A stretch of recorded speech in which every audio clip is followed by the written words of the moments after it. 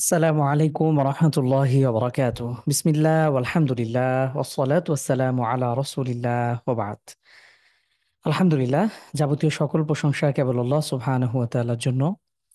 অগণিত সালাত এবং সালাম বর্ষিত হোক আমাদের প্রাণপ্রিয় বিশ্বনবী রাসূলুল্লাহ সাল্লাল্লাহু আলাইহি ওয়াসাল্লামের উপর, তার পরিবার পরিজন এবং সকল সাহাবীদের উপর। প্রিয় দিনী ভাই এবং বোন, আলহামদুলিল্লাহ, দেখতে দেখতে আজকে আমরা রমাদানের ১৯তম, আমাদের এখানে সৌদি আরবে ১৯তম রমাদান, বাংলাদেশে ১৮তম রমাদান চলছে। আমরা অর্ধেকের বেশি সময় রমাদান অতিবাহিত করে ফেলেছি ইতিমধ্যে। তো আমরা আমাদের রমাদানের সিরার ধারাবাহিক কোর্সের আজকে ষষ্ঠ ক্লাস নিয়ে হাজির হয়েছি, আলহামদুলিল্লাহ। আমরা গত দার্সে বেশ কিছু গুরুত্বপূর্ণ ঘটনা, টাইমলাইন সম্পর্কে জেনেছিলাম। রাসূলুল্লাহ সাল্লাল্লাহু আলাইহি ওয়াসাল্লামের নবুয়ত পরবর্তী সময়ে সাহাবীদের উপর যে অবর্ণনীয় জুলুম, নির্যাতন, নিপীড়ন চালানো হয়, সেসব কিছু বিবরণ আমরা দেখেছি। এবং বেশ কিছু উল্লেখযোগ্য সাহাবী হামজা রাদিয়াল্লাহু আনহু, ওমর রাদিয়াল্লাহু আনহু, নেতৃত্বস্থানীয় যারা আহ, সাহাবীরা ছিলেন, তাদের অনেকে ইসলাম গ্রহণ করেছিলেন। সেই সাথে আমরা আরো বেশ কিছু ঘটনা দেখেছিলাম। আবু তলেব এবং খাদিজা রাদিয়াল্লাহু তাআলা আনহার মৃত্যুর ঘটনা, যেটি রাসূলুল্লাহ সাল্লাল্লাহু আলাইহি ওয়াসাল্লামকে তার সুখে দুঃখে সর্বাবস্থায় যে দুজন মানুষ সাপোর্ট করেছিল, সে দুজন মানুষের একই বছরে মৃত্যু, আকস্মিক মৃত্যুতে রাসূল সাল্লাল্লাহু আলাইহি ওয়াসাল্লাম কিছুটা মানসিকভাবে ভেঙে পড়েন। পরবর্তীতে তিনি তায়েফ সফর করেন। আমরা সেই ঘটনাগুলো দেখেছি এবং সেখানেও বেশ কিছু ঘটনা ঘটেছে। এরপরে নবুয়তের ১১তম বছরে আমরা বেশ কিছু ঘটনা দেখি।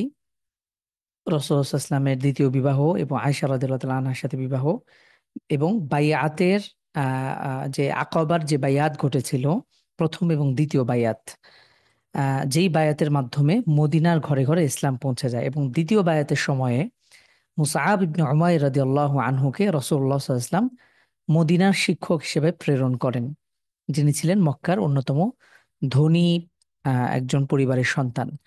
তিনি দ্বীনের জন্য, ইসলামের জন্য সবকিছু ত্যাগ করেছিলেন বিনা বাক্যে। আমরা এই পর্যন্ত দেখেছিলাম। আজকের দার্সে ইনশাআল্লাহ আমরা ঐতিহাসিক মেরাজের ঘটনা সম্পর্কে জানার চেষ্টা করব।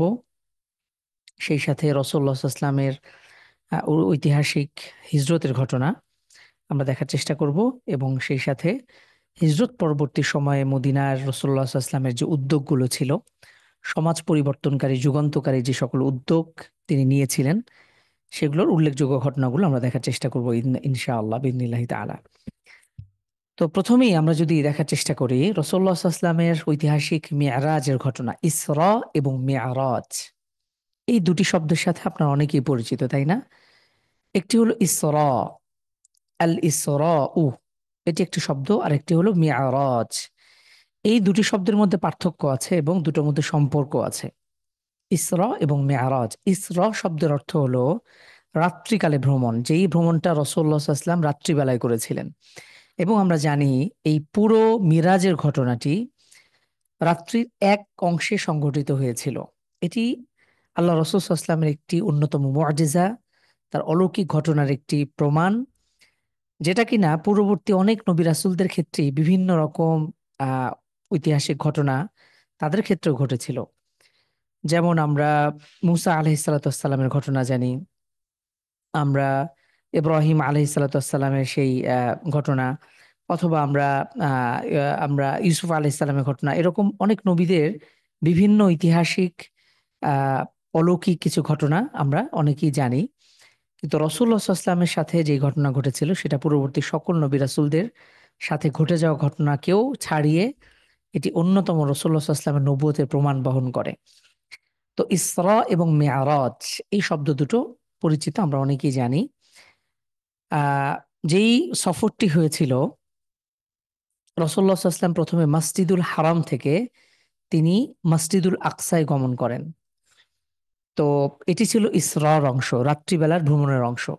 তিনি বোরাক নামের ঐতিহাসিক একটি বাহনের মাধ্যমে তিনি মসজিদুল আকসা থেকে, মসজিদুল হারাম থেকে মসজিদুল আকসায় গমন করেন, এবং সেখান থেকে মসজিদুল আকসা থেকে একে একে ৭ আসমান তিনি অতিক্রম করেন।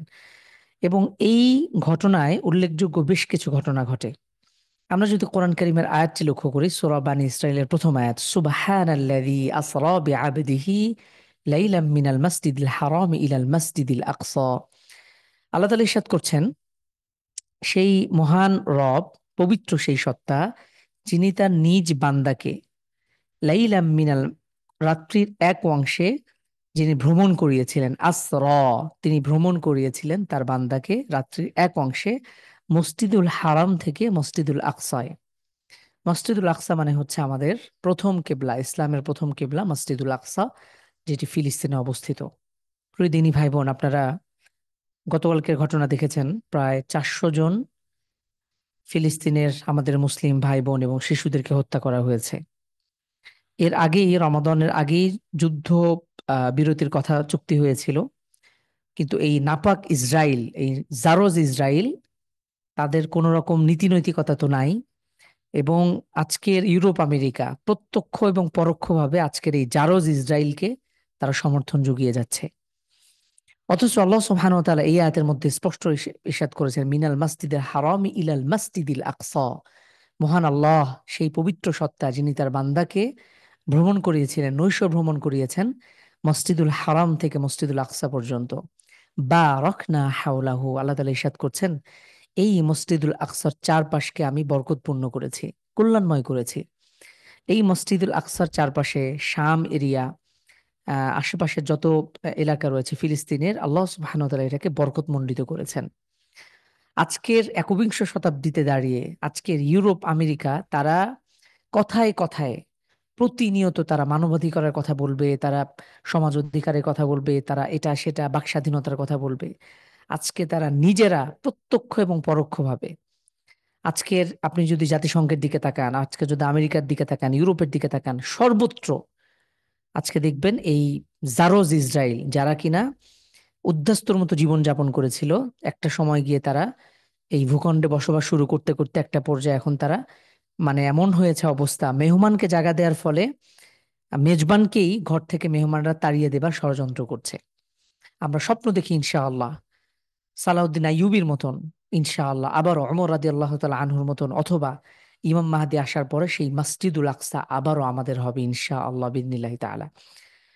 আল্লাহ সুবহানাহু ওয়া তাআলা এখানে সুস্পষ্ট ইরশাদ করেছেন বারাকনা হাওলাহু, যে এই মসজিদুল আকসার চারপাশকে আমি কল্যাণময় করেছি, বরকতময় করেছি, লিনুরিয়াহু মিন আয়াতিনা, যে আমি তাকে, রাসূলুল্লাহ সাল্লাল্লাহু আলাইহি ওয়াসাল্লামকে আমার কিছু নিদর্শন দেখিয়েছি, দেখানোর জন্য এই সফরটি সংগঠিত করা হয়েছিল। ইন্নাহু হুয়াস সামিউল বাসীর, নিশ্চয়ই আল্লাহ সুবহানাহু ওয়া তাআলা সর্বশ্রোতা, সর্বদ্রষ্টা। এই যে এত কিছু হয়ে যাচ্ছে ফিলিস্তিনে, আজকে ফিলিস্তিনের মুসলিমদের উপর যে জুলুম নির্যাতন, সন্তানদের, বাচ্চাদের হাতে ইফতারের প্যাকেট, তারা ইফতার করতে পারে নাই, অথবা সারা দিন তারা না খেয়ে রোজা ছিল, যে ইফতার করবে তার আগেই তাদেরকে শহীদ করে দেয়া হয়েছে। প্রিয় দিনী ভাই বোন, আজকে আমরা মুসলিমরা অথবা আরব শাসকরা, তারা মুখে কুরু কেটে বসে আছে, উল্লেখযোগ্য কোনোই উদ্যোগ আমরা লক্ষ্য করি না। আজকে যদি আমি, গত বছর ঠিক এরকম সময় রমাদানের ছুটিতে আমরা জর্ডান গিয়েছিলাম। তো জর্ডানের একটা ভ্রমণের অংশ হিসেবে আমাদেরকে, আমরা ডেড সি, আপনারা অনেকে জানেন, মৃত সাগর যেটাকে বলা হয়, কওমি লুত, লুত আলাইহিস সালাতু ওয়াসসালামের কওমের উপরে যে আযাব চলে এসেছিল, তারা যে সমকামিতায় অভ্যস্ত ছিল, সেই আযাব তাদের উপর যেই প্রেরণ করেন, সেখান থেকে একটু দূরেই জর্ডানের বর্ডার। আজকে আমরা লক্ষ্য করি, যেখানে লূত আলাইহিস সালাতু ওয়াসসালামের কওমকে ধ্বংস করে দেয়া হয়েছিল এই সমস্ত নিকৃষ্ট কার্যকলাপের কারণে, আজকে পশ্চিমা বিশ্ব, আমাদের বাংলাদেশের মুসলিম সমাজে এই মতবাদ, সমকামী মতবাদ অথবা এলজিবিটিকিউ ইস্যু বাস্তবায়নের জন্য মিলিয়ন মিলিয়ন ডলার তারা খরচ করে। তো আমরা যখন জর্ডানের কিনারে যাই, সেখানে খ্রিস্টানদের একটা গুরুত্বপূর্ণ ঐতিহাসিক স্থান আছে, এবং জর্ডান নদী, ফিলিস্তিন এবং জর্ডানকে ভাগ করেছে জর্ডান নদী। তো এবং ঈসা আলাইহিস সালাম, খ্রিস্টানরা এই জর্ডান নদীর পানি দিয়ে তাদের বাচ্চাদেরকে ব্যাপটাইজ করে, বাচ্চা জন্মের পরে তাদেরকে সেই পানিতে ধোয়ায়। তো আমরা যখন সেখানে গেলাম, আমাদের যিনি গাইড ছিলেন তিনি, আমরা ম্যাপে দেখছিলাম মাত্র 20 কিলোমিটার দূরে মসজিদুল আকসা। আমাদের পুরো ভ্রমণের আনন্দ নষ্ট হয়ে গিয়েছিল, আমাদের হৃদয়টা, আমরা মনে হচ্ছিল যেন আমরা সেই মসজিদুল আকসার আমাদের ভাই বোনদের কান্নার আওয়াজ শুনতে পাচ্ছি। মাত্র 20 কিলোমিটার দূরে, ড্রাইভে মাত্র 30 কিলোমিটার দেখাচ্ছিল আমাদেরকে। আমরা নদীর ওপারেই এই জারজ ইসরায়েলি, এই নাপাক ইসরায়েলি জাহান্নামের কুকুর, এদেরকে দেখতে পাচ্ছিলাম। কিন্তু আমাদের করার কিছুই ছিল না। আজকের এই আধুনিক বিশ্ব বা মুসলিম বিশ্ব আজকেও তারা নীরবতার মানে নীরবতা পালন করছে। এই সুযোগে আজকে দেখেন, এই ইসরায়েল বা তারা তো ফিলিস্তিনের একটা অংশ দখল করে তারা আছে, এবং এটা খুবই ছোট, খুবই ছোট্ট একটা এরিয়া, এবং সামান্য কিছু মানুষ, এরাই পুরো পৃথিবীকে লিড দিচ্ছে। এই বনি ইসরাইলরা এত নিকৃষ্টতম জাতি, আল্লাহ রসুল ইসলামের সিরা পড়লে আমরা দেখব এরা আগে থেকেই কতটা বেপরোয়া জাতি ছিল, কতটা নিকৃষ্ট জাতি ছিল। তো রসুল্লাহ সাল্লামের এই ইসরা এবং মিয়ারাজের ব্যাপারে আল্লাহ সুবহানাহু ওয়া তাআলা সূরা বানী ইসরাইলের প্রথম আয়াতে ইরশাদ করেন। লম্বা অনেক ঘটনা, আমরা সেদিকে যাচ্ছি না। এর সাথে সম্পৃক্ত বেশ কিছু বিষয় রয়েছে। প্রথম কথা হলো, ইসরা এবং মিয়ারাজের ঘটনাটি ঘটেছিল কখন? রাত্রির এক অংশে। এটি পুরো রাত্রিব্যাপী না, রাত্রির সামান্য কিছু অংশ জুড়ে। এরপরে দ্বিতীয় একটা বিষয় হলো, রাসূলুল্লাহ সাল্লাল্লাহু আলাইহি ওয়াসাল্লামের এই ঘটনাটি ঘটেছিল সশরীরে। এটা স্বপ্নে নয় অথবা কল্পনায় নয়। কেউ না দাগাই, সাইদ জাইনুল ভাই, একটু দাগাদাগি না করি। তো এই ঘটনাটি ঘটেছিল সশরীরে। বিশেষ করে ওরিয়েন্টালিস্টরা অনেকেই এই ঘটনা সম্পর্কে সংশয় প্রকাশ করে, যেটি তো আসলে অসম্ভব। এটি আমাদের যুক্তির আলোকে এটি আসলে মানে কুলোয় না। সুতরাং এটি রাসূলুল্লাহ সাল্লাল্লাহু আলাইহি ওয়াসাল্লাম স্বপ্নের মধ্যে ঘটেছিল। ওরিয়েন্টালিস্ট কারা আপনারা অনেকেই জানেন, যারা পশ্চিমা ইহুদি নাসারা বা ইউরোপ আমেরিকার কিছু গবেষক, যারা ইসলাম এবং মুসলিম বিশ্ব নিয়ে তারা পুরো জীবনভর তারা গবেষণা করেছে, এবং তারা একটা পর্যায়ে অথরিটির পর্যায়ে পৌঁছে গিয়েছে, এবং তাদের এই জ্ঞান গবেষণাগুলো মুসলিমদের মধ্যেও বহুল প্রচলিত। তো তারা এটাকে নিয়ে সংশয় সৃষ্টি করার চেষ্টা করেন যে এই ঘটনাটি রাসূলুল্লাহ সাল্লাল্লাহু আলাইহি ওয়াসাল্লামের স্বপ্নে হয়েছে। আমরা বলবো এটি রাসূলুল্লাহ সাল্লাল্লাহু আলাইহি ওয়াসাল্লামের সশরীরে ঘটিত ঘটনা। এর সাথে আরেকটা গুরুত্বপূর্ণ ঘটনা হলো যে এখানে বাইতুল মাকদিস অথবা ফিলিস্তিনের আশেপাশ, এই অঞ্চলটি শাম এলাকা, এটি একটি বরকতময় এলাকা। এখানে বারাকা রয়েছে, এবং এখানেই অনেক নবী রাসূলগণ, ইব্রাহিম আলাইহিস সালাম, ইসহাক আলাইহিস সালাম, ইয়াকুব, মুসা, দাউদ, সুলাইমান, এই অসংখ্য নবী এই আবাসভূমিতেই তারা জন্মগ্রহণ করেছিল। শাম এলাকা, এটাকে বলা হয় শাম। হাদিসে এই শামের অনেক ফজিলত এসছে, আমরা এত বিস্তারিত আলোচনার সুযোগ নেই। আর এই ঘটনায় উল্লেখযোগ্য কিছু ঘটনা আল্লাহ সুবহানাহু ওয়া তাআলা রাসূলুল্লাহ সাল্লাল্লাহু আলাইহি ওয়াসাল্লামকে স্বচক্ষে দেখান, অলৌকিক কিছু ব্যাপার। সেটা ছিল প্রথমেই এই বুরাকের ঘটনা। এবং এই ঘটনার আগে, ঐতিহাসিক মেরাজের আগে রাসূলুল্লাহ সাল্লাল্লাহু আলাইহি ওয়াসাল্লামের সিনা চাক করা হয়, তাকে ওপেন হার্ট সার্জারি করা হয়। তার হৃদয়কে, কলবকে, রাসূলুল্লাহ সাল্লাল্লাহু আলাইহি ওয়াসাল্লামের অন্তরকে আহ, বের করে সেটাকে জমজম পানি দ্বারা ধৌত করে সেখান থেকে যে সকল শয়তানি ওয়াসওয়াসা, এগুলো থেকে সম্পূর্ণ পূত পবিত্র করে রাসূলুল্লাহ সাল্লাল্লাহু আলাইহি ওয়াসাল্লামকে এর জন্য প্রস্তুত করেন। এবং এখানে প্রত্যেকটা আসমানে, প্রত্যেকটা ইতে বেশ কিছু ঘটনা ঘটে। প্রত্যেক আসমানে অনেকের সাথে দেখা হয়, যেমন প্রথম আসমানে আদম আলাইহিস সালাতু ওয়াসসালাম, দ্বিতীয় আসমানে ইয়াহইয়া ইবনে ঈসা, তৃতীয় আসমানে ইউসুফ আলাইহিস সালাতু ওয়াসসালাম, চতুর্থ আসমানে ইদ্রিস, পঞ্চম আসমানে খুব সম্ভবত হারুন আলাইহিস সালাতু ওয়াসসালাম, ষষ্ঠ আসমানে মুসা আলাইহিস সালাম, এবং সপ্তম সর্বশেষে ইব্রাহিম আলাইহিস সালাতু ওয়াসসালামের সাথে সাক্ষাৎ হয়। তো এই ঘটনার যখন জিবরিল আলাইহিস সালাতু ওয়াসসালাম যান, প্রত্যেক আসমানে নক করছিলেন, তখন আসমানের ফেরেশতারা জিজ্ঞেস করছিল যে কে? তখন বলছিল, হ্যাঁ দা জিব্রিল, আমি জিব্রিল। তখন আবারও ফিরতি প্রশ্ন ছিল, তোমার সাথে কে আছে? তখন তিনি বলছেন মুহাম্মদ। তখন ফেরেশতারা প্রশ্ন ছুড়ে দিয়েছিল যে মোহাম্মদ কি ওহীপ্রাপ্ত হয়েছে? তখন তিনি বলেছেন হ্যাঁ। তখন আহলান সাহলান মারহাবাব, তখন রাসূলুল্লাহ সাল্লাল্লাহু আলাইহি ওয়াসাল্লামকে স্বাগত জানিয়েছেন। লম্বা অনেক ঘটনা, আমরা এত বিস্তারিত আলোচনার সুযোগ নেই। তো এই যে ঘটনাগুলো, অনেকগুলো ঘটনা ঘটে, সেখানে রাসূলুল্লাহ সাল্লাল্লাহু আলাইহি ওয়াসাল্লাম জিবরিল আলাইহিস সালাতু ওয়াসসালামকে তার নিজস্ব রূপে দেখতে পান। 600 ডানা বিশিষ্ট সেই জিবরিল আলাইহিস সালাতু ওয়াসসালামকে সেখানে সিদরাতুল মুনতাহা, একদম শেষ কিনারা পর্যন্ত পৌঁছে যান, এবং সেখানে একটা বড়ই গাছ, যেই গাছে আমাদের ভাগ্য লিপিবদ্ধ করা আছে, এবং যার পাতা এক একটা হাতির কানের সমান বড় বড়।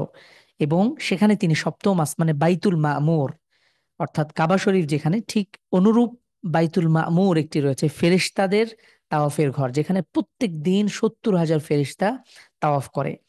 এরকম আরো অনেকগুলো ঘটনা ঘটেন, এবং রাসূলুল্লাহ সাল্লাল্লাহু আলাইহি ওয়াসাল্লাম এই পুরো হোল জার্নিটা কমপ্লিট করে আবারও মসজিদুল আকসায় ব্যাক করেন, এবং সেখানে সকল নবী রাসূলদের উপস্থিতিতে তিনি ইমামতি করেন। এই ঐতিহাসিক ঘটনা আসলে কবে ঘটেছিল, এই মেরাজের তারিখ এবং বছর নিয়ে এটা নিয়ে ইখতিলাফ রয়েছে। ঠিক আছে? তো আহ এটি আসলে কবে হয়েছিল এটি স্পষ্ট না। কেউ বলেছে নবুয়তের প্রথম বছর, কেউ বলেছে পঞ্চম বছর।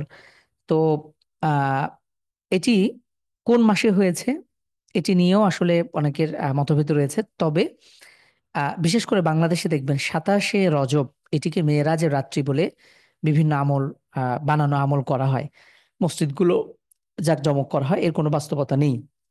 কারণ ঐতিহাসিকদের মধ্যে এটা নিয়ে মতভেদ রয়েছে। তবে অধিকাংশ স্কলারদের মতে বা যেটাকে প্রাধান্য দিয়েছেন গবেষণা করে ঐতিহাসিকরা, সেটা হলো নবুয়তের 13তম বছরে, এবং এরপরে ঐতিহাসিক হিজরতের ঘটনা সংঘটিত হয়। তো এই পুরো মেরাজের জার্নিতেই কি কি হয় আমরা জানি। আমরা রাসূলুল্লাহ সাল্লাল্লাহু আলাইহি ওয়াসাল্লাম যখন যাত্রা শুরু করেন, আমরা একটু আগে দেখছিলাম, এরপরে রাসূলুল্লাহ সাল্লাল্লাহু আলাইহি ওয়াসাল্লামের উপর, আচ্ছা, প্রত্যেক আসমানে, আমরা একটু আগে বলছিলাম যে প্রত্যেক আসমানে পূর্ববর্তী নবী এবং রাসূলদের সাথে সাক্ষাৎ হয়। এরপরে ঐতিহাসিক যে ঘটনা সেটি হলো 5 ওয়াক্ত সালাত আল্লাহ সুবহানাহু ওয়া তাআলা ফরজ করেন। 50 ওয়াক্ত সালাত প্রথমে ফরজ করেন। এরপরে রাসূলুল্লাহ সাল্লাল্লাহু আলাইহি ওয়াসাল্লাম যখন ব্যাক করেন, প্রতিমধ্যে মুসা আলাইহিস সালাতু ওয়াস সালাম তিনি বলছিলেন যে আসলে আপনার উম্মত, আমি তো জাররব না, আমি তো এটার প্রমাণ, আমি এটা আমার উম্মত সম্পর্কে আমি সচক্ষে এটা প্রমাণ পেয়েছি যে আপনার উম্মত এত বিপুল পরিমাণ সালাত আদায় করতে পারবে না। রাসূলুল্লাহ সাল্লাল্লাহু আলাইহি ওয়াসাল্লাম ফিরে যান, সেখান থেকে 10 ওয়াক্ত সালাত আবার আল্লাহ সুবহানাহু ওয়া তাআলা কাট করে দেন। আবারও আহ আবারও তিনি ফিরে যান, আবারও এইভাবে করতে করতে 5 ওয়াক্ত সালাত ফরজ করা হয়, এবং সর্বশেষ এসে আল্লাহ রাসূল সাল্লাল্লাহু আলাইহি ওয়াসাল্লাম বলেন যে আনা আস্তাহি, আমি এখন আল্লাহ তাআলার কাছে যেতে লজ্জা বোধ করছি। এবং আল্লাহ সুবহানাহু ওয়া তাআলা ঘোষণা দেন যে ব্যক্তি 5 ওয়াক্ত সালাত যথাযথভাবে আদায় করবে সে ব্যক্তি তার এই সওয়াবটা 50 ওয়াক্ত সালাতের মতনই সে লাভ করবে। এটি একটি ঐতিহাসিক ঘটনা। এরপরে আমরা যদি দেখি, এরপর আমরা দেখছিলাম রাসূলুল্লাহ সাল্লাল্লাহু আলাইহি ওয়াসাল্লাম সেখান থেকে ফিরে আসেন। আসার পরে মসজিদুল আকসাতে তিনি সালাত আদায় করেন সকল নাবিদের অংশগ্রহণ, এবং তিনি সকলের ইমামতি করেন। এটি একটি ঐতিহাসিক ঘটনা। এরপরে রাসূলুল্লাহ সাল্লাল্লাহু আলাইহি ওয়াসাল্লাম যখন ফেরত আসেন, আসার পরে পরদিন ফজরে তিনি এই ঘটনা সাহাবীদেরকে জানান।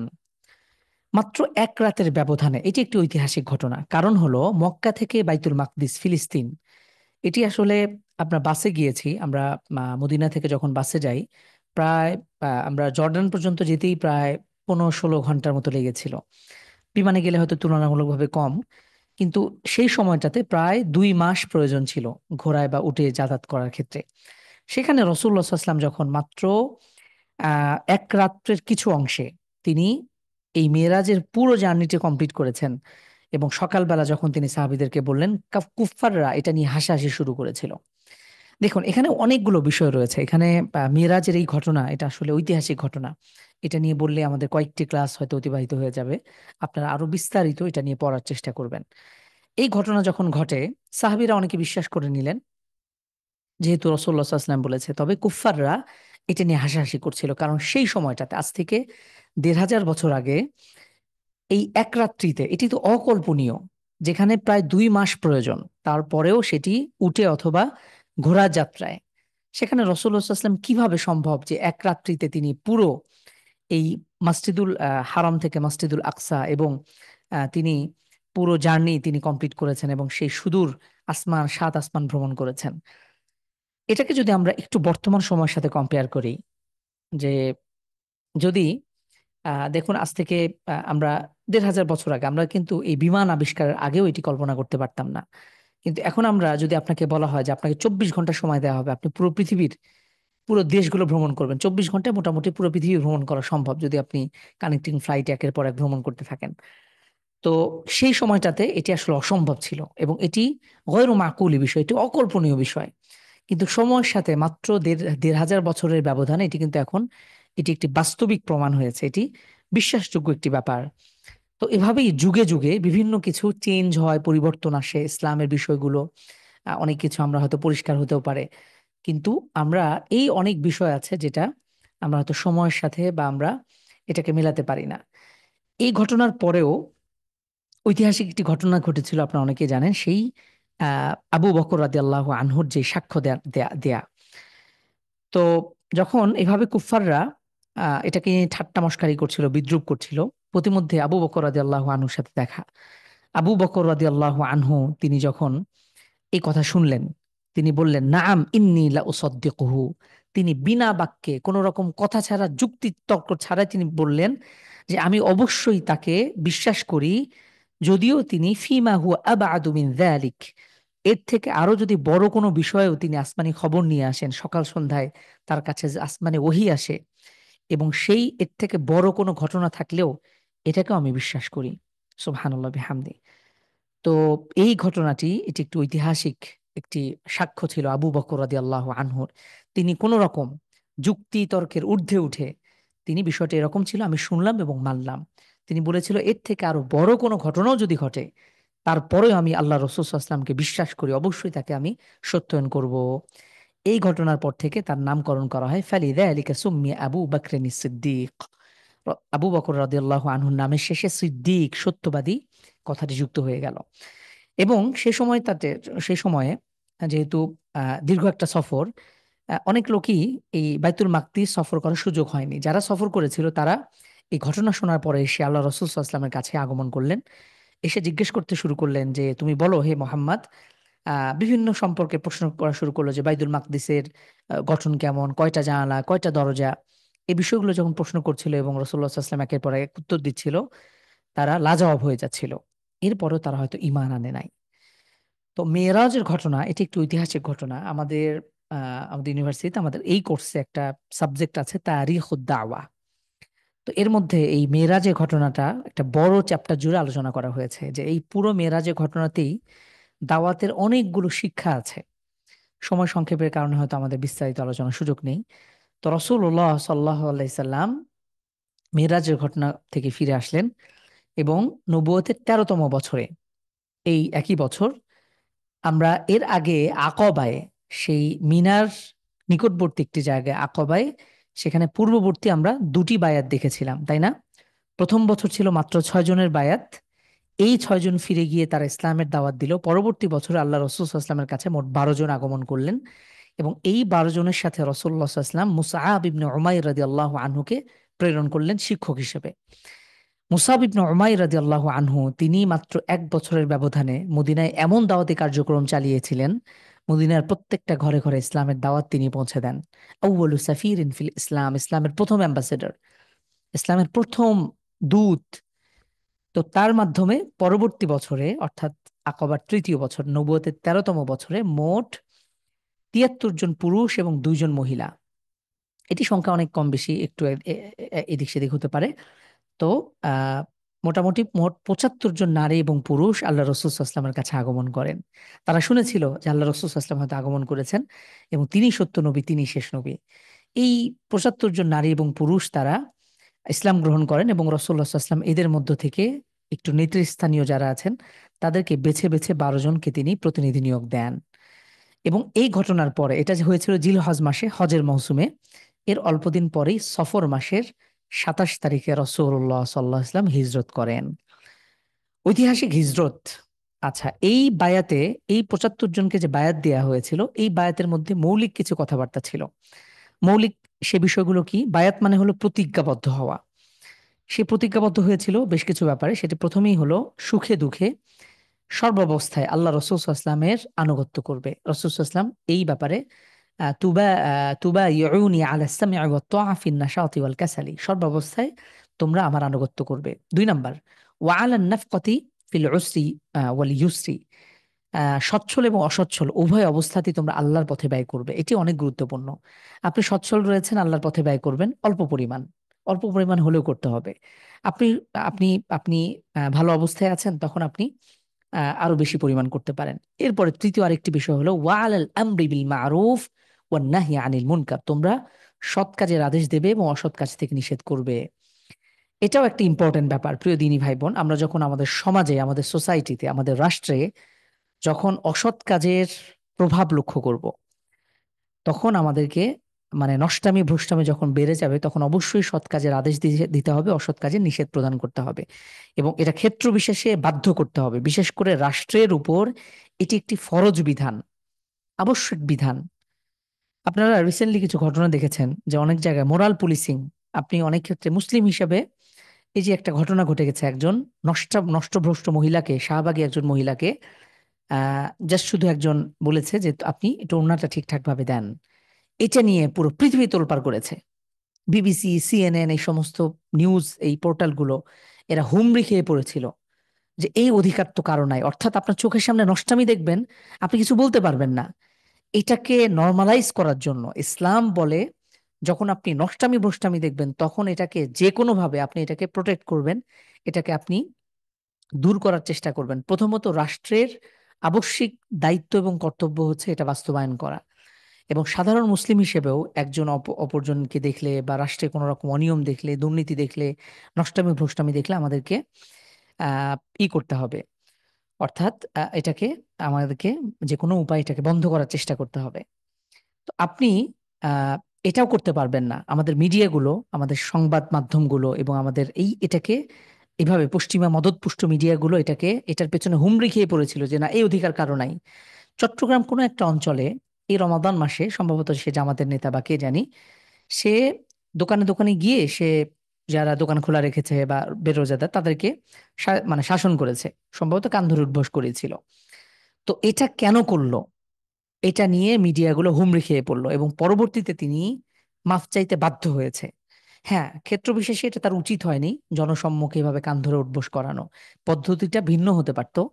কিন্তু আপনাকে সৎ কাজের আদেশ দেয়া এবং অসৎ কাজ থেকে নিষেধ করা, নষ্টামি ভ্রষ্টামি অন্যায় অশ্লীলতা দেখলে, বেহায়াপনা দেখলে এটাকে যে কোনোভাবে আপনাকে বন্ধ করার চেষ্টা করা, এটি মুসলিম হিসেবে ইমানি দায়িত্ব। অথচ এই গুরুত্বপূর্ণ কাজটাকে, ইসলামের গুরুত্বপূর্ণ বিধানটাকে, এটাকে সমাজে এখন এটাকে খারাপ চোখে দৃষ্টিতে তুলে ধরার চেষ্টা করা হচ্ছে। অর্থাৎ আপনার সামনে একজন নষ্টামি ভ্রষ্টামি করবে, আপনি এটাকে কিছু করতে পারবেন না। তো এগুলো হলো আমাদের পশ্চিমা আহ দেখা যায় আমদানি করা কিছু থিওরি। তো এটার মধ্যে আসলে কোনো কল্যাণ নাই, আমাদেরকে অবশ্যই চেষ্টা করে যেতে হবে। আল্লাহ রাসূল সাল্লাল্লাহু আলাইহি ওয়াসাল্লাম বলেছেন, মান রাআ মিনকুম মুনকারান ফালইয়ুগাইয়িরহু বিয়াদিহি, যখন তোমাদের মধ্যে কেউ অন্যায় অশ্লীলতা বেহায়াপনা দেখবে তখন সর্বপ্রথম তোমরা হাত দ্বারা বাধা দেবে। প্রথমে অ্যাকশনের কথা, অর্থাৎ কিছু ক্ষেত্রে শায়েস্তা না করলে, ওই একটা কথা আছে মাইরের উপর ওষুধ নাই। আপনারা দেখেছেন বর্তমানে এই ধর্ষণ কেন্দ্রিক কত ঘটনা ঘটে যাচ্ছে, এরপরেও বাংলাদেশে ধর্ষণ বন্ধ করা যাচ্ছে না। একজন পিতার কাছে, ভাইয়ের কাছে অথবা নিজের দুলা ভাইয়ের কাছে। কারণ হলো ইসলামী অনুশাসন না থাকলে, পর্দার বিধান মেনটেন না করলে, ইসলামের যে গণ্ডি রয়েছে এটাকে মেনটেন না করলে, অথবা একজন ধর্ষকের যে শাস্তি কোরআন এবং হাদিসে স্পষ্টভাবে বর্ণিত হয়েছে এটাকে বাস্তবায়ন না করলে, এটা কিয়ামত পর্যন্ত মানুষ যদি চেষ্টা করে, যত কিছু করুক, যত চেষ্টা তদবির করুক, এর মাধ্যমে সমাজ থেকে এই অন্যায় বেহায়াপনাগুলো দূর করা অসম্ভব। এটি কিয়ামত পর্যন্ত হবে না। আজকে আমরা একবিংশ শতাব্দীতে দাঁড়িয়ে আছি, পৃথিবীর লক্ষ কোটি বছর বিগত হয়েছে, এরপরও কেন সমাজ থেকে এটা দূর করা যায় না?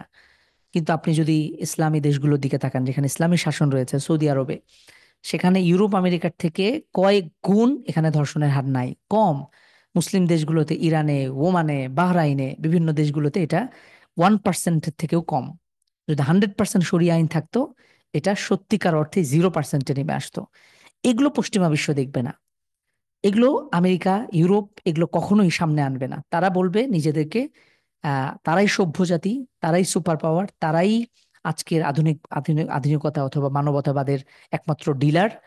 তারাই নিজেদেরকে এটা এই এই ন্যারেটিভ গুলো এস্টাবলিশ করার চেষ্টা করা হয় প্রতিদিনই ভাই বোন। এজন্য আমাদের ইসলামকে গভীরভাবে বোঝা এটা দরকার। আল্লাহ রাসূল সাল্লাল্লাহু আলাইহি ওয়াসাল্লাম এই ৭৫ জন নারী এবং পুরুষকে এই সকল বিষয়ের উপরে বায়াত নিয়েছিলেন, তার মধ্যে একটা হলো সৎ কাজের আদেশ এবং অসৎ কাজের নিষেধ। এরপরে আল্লাহর এরপরে ওয়ালা আন তাকুলু ফিল্লাহি লা তাখুদুকুম ফিহি লাউমাতু লাইম, তোমরা আল্লাহর পথে এমন ভাবে কথা বলবে যেন সত্য কথা বলবে, কোনো নিন্দুকের পরোয়া করবে না। সত্য কথা বললে কে আপনাকে অপছন্দ করে, কে আপনার নামে এটা সেটা বলে, আপনাকে গালিগালাজ করে, এটা দেখার বিষয় না। আপনাকে সর্বাবস্থায় সত্যের উপর থাকতে হবে, কাউকে পরোয়া করা যাবে না।